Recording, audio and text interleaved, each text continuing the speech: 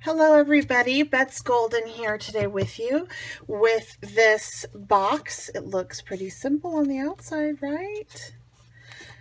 It is made with the Tim Holtz Halloween line that just came out, and I kept it simple on the outside for one reason, and that's because when I open it, it does this.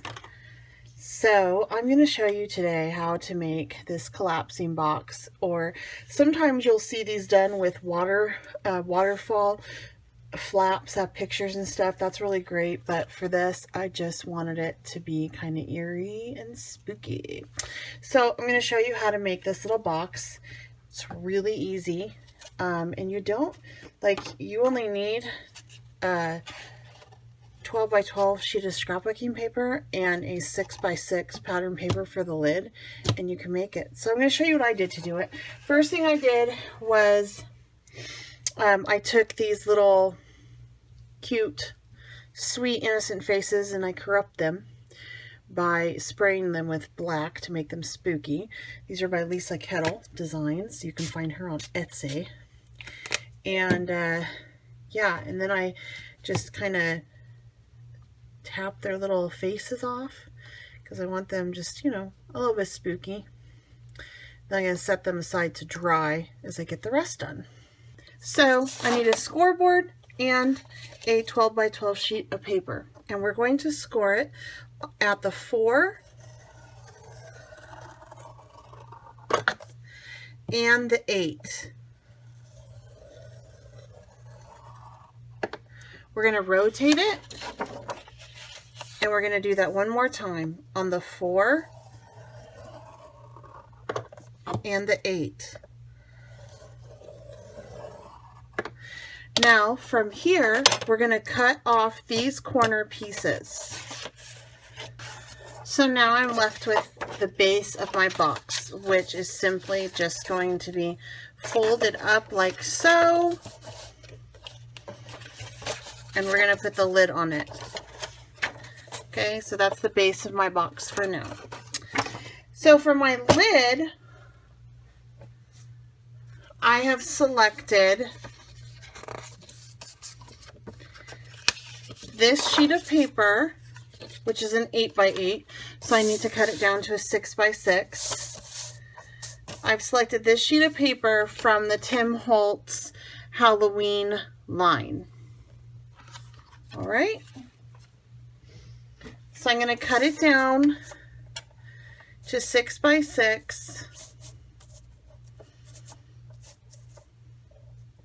And there's an edging on this, so I'm first going to go around and just cut that edging off, or else it'll look kind of funny.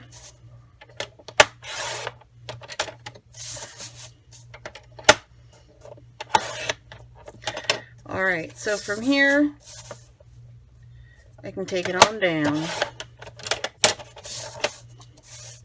to 6 by 6.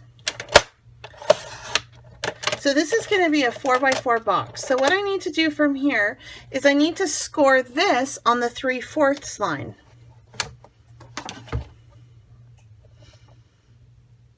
And I'm going to do that all around the box.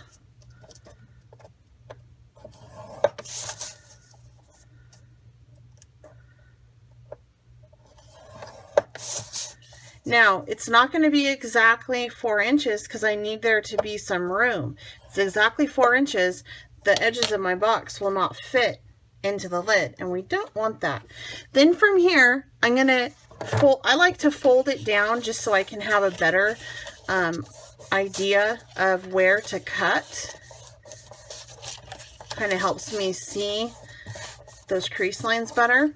And then what I'm going to do is I'm going to go around, I'm just going to cut one edge, I'm just going to nick one edge and then cut it diagonal so I'm left at the triangle. And I'm doing it right there on that score line. Okay, so I'm left with that nick. And then I'm going to go ahead and do it for this one. You're just going to go ahead and do this all the way around the lid.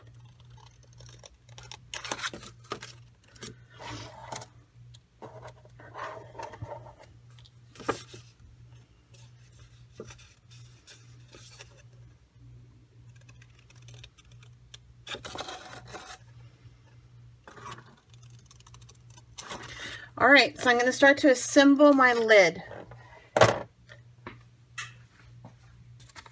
To assemble your lid, you're going to need a good glue. I'm just going to use the mixed media glue by iCraft. It holds the skulls and little spiders really well, so we're just going to use this.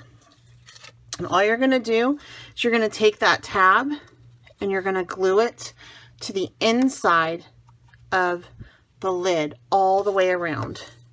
So what I like to do is I like to kind of fold up those tabs and just go ahead and run a little bit of glue on them all right away. And then now I'm just going to fold it up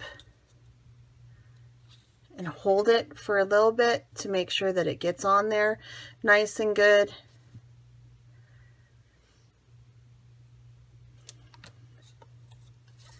And it sets up relatively quickly,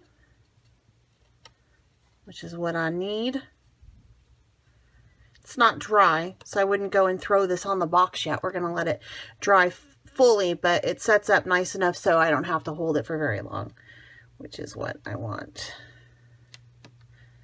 You could do a tape runner also, but I just find that this glue tends to hold a whole lot better. So now our lid is complete. You could decorate the top of the lid. I think if this was for something that didn't have such a dramatic centerpiece, I probably would do that. But since the inside of this box says it all, I'm just going to leave the lid like this. Now from here, we're going to go ahead and put our box paper on to give it some personality. And you're going to need 2 1/4 sheets. Each side takes 1 sheet. So we're going to do this, the front and the inside, or the inside and the outside. And then one little piece is going to go on the center here. And you're going to measure your paper down to 3.75 inches. So it's a little bit smaller and has a nice border. So I've already done that, and this is going to be the outside of my box. I'm going to do the outside first, and I want to do these wonderful little, this sheet that has the lines on it. I like that a lot.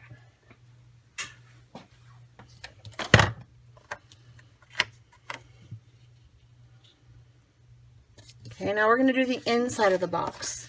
So we're going to flip it, and this is going to go down as the base. And then I'm going to line it with these spooky skeletons. I am going to do a few of the die cuts from this pack. It's also from the Tim Holtz Halloween line that just came out on the outside to just give it a little bit more personality. So I'm going to flip this around and put those on.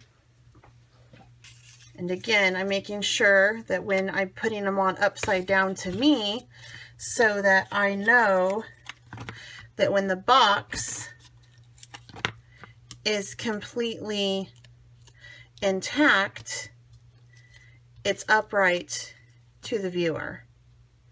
And you want to put your die cuts towards the bottom because the lid is going to be up at the top. So take that into consideration as you decorate this box.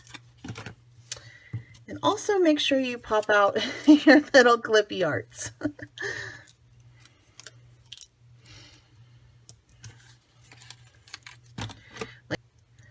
So as you can see, when I fold the box up, it's all going in the correct direction, which is what we need. So just be considerate of that when you do it.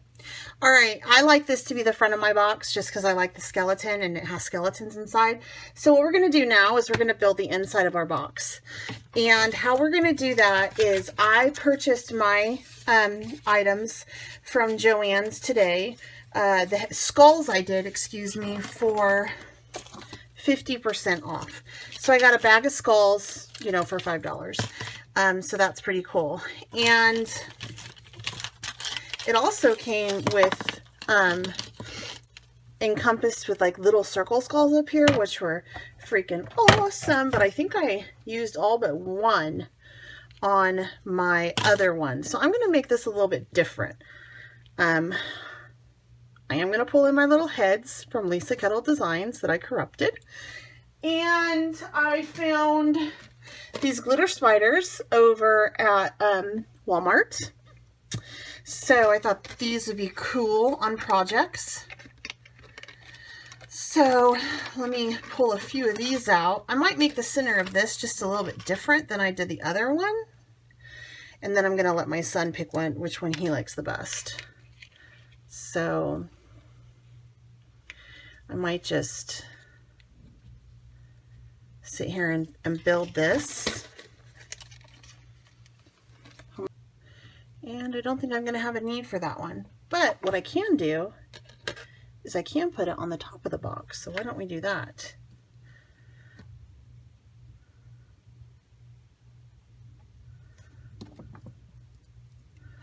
Out of the box, right like that. And let me see. I have a ton of these skulls. Wondering if I shouldn't just use this one. Oh, I kind of like that. That looks cool.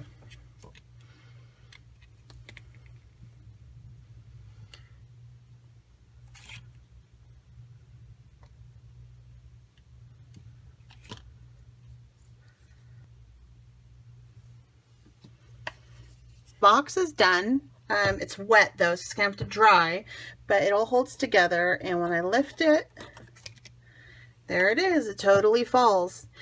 This will all dry clear. I'll have pictures for you on my blog and at the end of this. So make sure that if you have not subscribed to my channel that you do so. Make sure that you like this video. And please find me on my Instagram under Betz Golden, BETZGOLDEN. And also at scrappycafe.blogspot.com.